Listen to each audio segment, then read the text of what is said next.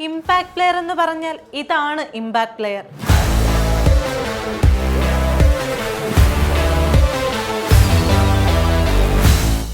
IPL 18-ാം പതിപ്പിന്റെ 2ാം മത്സരത്തിൽ രോഹിത് ശർമ്മയ്ക്ക് പകരക്കാരനായാണ് വിഘ്നേഷ് പുത്തൂർ എന്ന 24-കാരൻ ഇറങ്ങുന്നത്.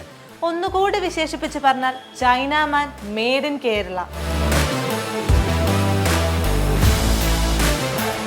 ആദ്യ 7 ഓവറിൽ 1 വിക്കറ്റ് നഷ്ടത്തിൽ 74 റൺസ് എന്ന നിലയിൽ മുംബൈ ഇന്ത്യൻസിനെതിരെ ചെന്നൈ സൂപ്പർ കിങ്സ് കുതിക്കുമ്പോഴാണ് ഇമ്പാക്ട് പ്ലെയറായി മലയാളി താരം മലപ്പുറത്തിന്റെ സ്വന്തം വിഘ്നേഷ് കളത്തിലിറങ്ങുന്നത്.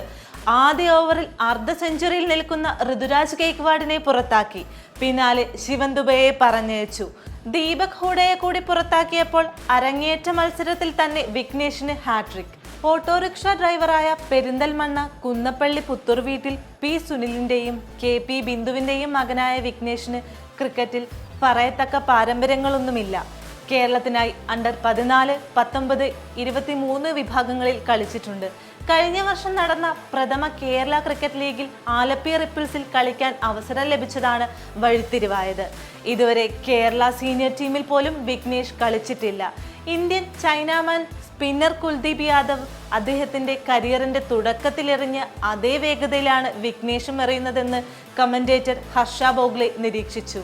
മത്സരത്തിൽ ടീമിലെ മികച്ച ബൗളർക്കുള്ള അവാർഡ് ഉടമ നിത അംബാനി വിഘ്നേഷിന് നൽകി.